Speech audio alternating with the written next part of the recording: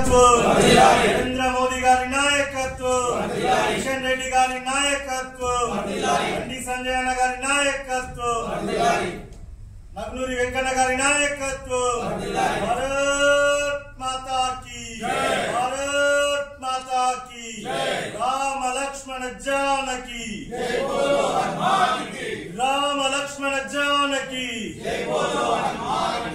జై శ్రీరామ్, జై శ్రీరామ్, భారత్ మాతా కీ.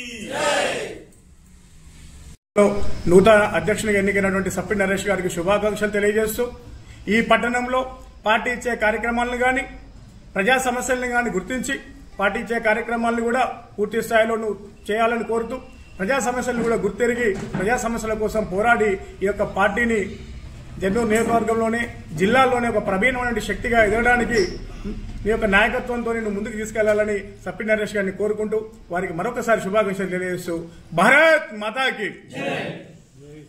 ముఖ్యంగా మందమరి పట్టణంలో ఉన్న నా బీజేపీ కుటుంబ సభ్యులకు హృదయపూర్వక ధన్యవాదాలు తెలియజేస్తూ పార్టీ ఎదుగుదలకై ప్రతి ఒక్కరం కలిసికట్టుగా అందరినీ మమేకం చేసుకుంటూ పార్టీని ముందుకు తీసుకోవడానికి నా వంతు కృషి చేస్తా.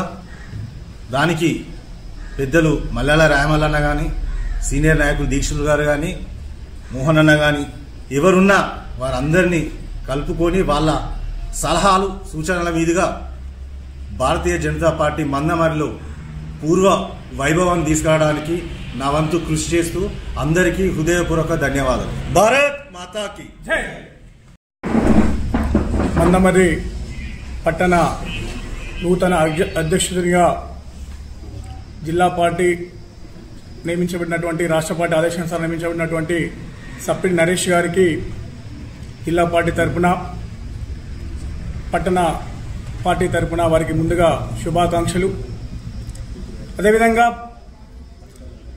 ఈ దేశం ఈరోజు నరేంద్ర మోడీ గారి పరిపాలన గత 10 సంవత్సరాల నుంచి చూస్తూ ఉంది. నిజంగా అసలు నరేంద్ర మోడీ గారు అంటూ అనేవారు లేకపోతే ఈ ప్రజల పరిస్థితి ఏంది, ఈ దేశ పరిస్థితి ఏందని చర్చించుకునే స్థాయికి 10 సంవత్సరాల్లో వారి పరిపాలన చూసి చర్చించుకునే స్థాయికి వచ్చింది. ఇలా ఏ గల్లీకి వెళ్ళినా, ఏ పట్టణానికి వెళ్ళినా, ఎక్కడికి వెళ్ళినా అసలు మనకు మోడీ గారు లేకపోతే మన పరిస్థితి ఏందని ఆలోచన చేస్తూ ఉన్నారు. నిజంగా ఊహించినటువంటి కార్యక్రమాలు, అది ఆర్టికల్ 370 రద్దు అయితేనేమి, అయోధ్యలో రామ మందిర నిర్మాణం అయితేనేమి, ఇప్పుడు తీసుకున్నటువంటి వక్ఫ్ బోర్డు సవరణ కావచ్చు, వన్ నేషన్ వన్ ఎలక్షన్ కావచ్చు, యూనిఫామ్ సివిల్ కోడ్ కావచ్చు, ఈ విధంగా భారతదేశంలోని మెజారిటీ ప్రజల అభిప్రాయ ప్రకారం వారి యొక్క పరిపాలన సాగుతూ ఉంది. ప్రపంచంలోనే 5వ అతిపెద్ద ఆర్థిక వ్యవస్థగా ఉద్భవించిందంటే వారి యొక్క రాజనీతిజ్ఞకు, దార్శనికు. ఇలా ప్రపంచమంతా కూడా భారతదేశం వైపు చూస్తూ ఉంది. ప్రపంచంలోని దేశాలన్నీ కూడా భారతదేశం వైపు ఒకసారి భారతదేశం ఈ స్థాయిలో ఎలా ఉంది అని చెప్పేసి చర్చించుకునే స్థాయికి ఎదిగింది. గతంలో అనేక ఉగ్రదాడులు జరిగినాయి. అయ్యో ఉగ్రదాడి చేయడం వల్ల 100 మంది ప్రాణాలు పోయినాయి, 1000 మంది ప్రాణాలు పోయినాయి అని చర్చించుకున్నాం, పాపం అనుకున్నాం, నివాళులు అర్పించినాం. కానీ నరేంద్ర మోడీ గారి నాయకత్వంలో, భారతదేశంలో ఉన్నటువంటి నరేంద్ర మోడీ నాయకత్వంలో ఉన్నటువంటి భారతదేశంలో ఈ రోజు జమ్మూ కాశ్మీర్లో ఉగ్రదాడి జరిగితే ఆ ఉగ్రదాడి మతం పేరు మీద నువ్వు హిందువా ముస్లిమా అని చెప్పేసి వారు చంపేస్తే ఇవాళ మన దేశం ఏం చేసిందని చెప్పేసి ప్రజలందరూ చూశారు. ఆపరేషన్ సింధూర్ పేరు మీద 100 మంది టెర్రరిస్టులను మన దేశంలోనే ఉండి పాకిస్తాన్లో ఉన్నటువంటి 100 మంది టెర్రరిస్టులను ఇలా హతం చేసినటువంటి సంఘటన మనం మొన్నటి నుంచి చూస్తూ ఉన్నాం. ఈ విధంగా ఏదైతే తల్లులకి తన యొక్క సింధూరాన్ని కోల్పోయినటువంటి తల్లులకి ఈ రోజు ఎంతో కొంత సాంత్వన కల్పించినటువంటి గొప్ప వ్యక్తి మన ప్రధాని నరేంద్ర మోడీ గారు. నిజంగా ఈ రోజు ఇంకా ఇది యుద్ధం ముగిసిపోలేదని ఈ సందర్భంగా నేను చెప్తా ఉన్నాను. పాకిస్తాన్కి ఒక రకమైన హెచ్చరిక పంపేయడం జరిగింది నిన్న. మరొకసారి టెర్రరిస్ట్ అటాక్ జరిగితే, ఉగ్రదాడి జరిగితే అది యుద్ధంగా భావిస్తాం.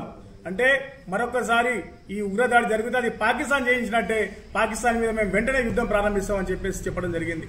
ఒకవేళ పాకిస్తాన్తో చర్చలు అనేవి ఉంటే అది పిఓకేని, పాకిస్తాన్ ఆక్రమిత కాశ్మీర్ను వదులుకుంటేనే చర్చలు, ఈ ఉగ్రవాదుల్ని ఆ దేశం నుంచి వెలివేస్తేనే చర్చలు అని చెప్పేసి చాలా ఖచ్చితంగా చెప్పడం జరిగింది.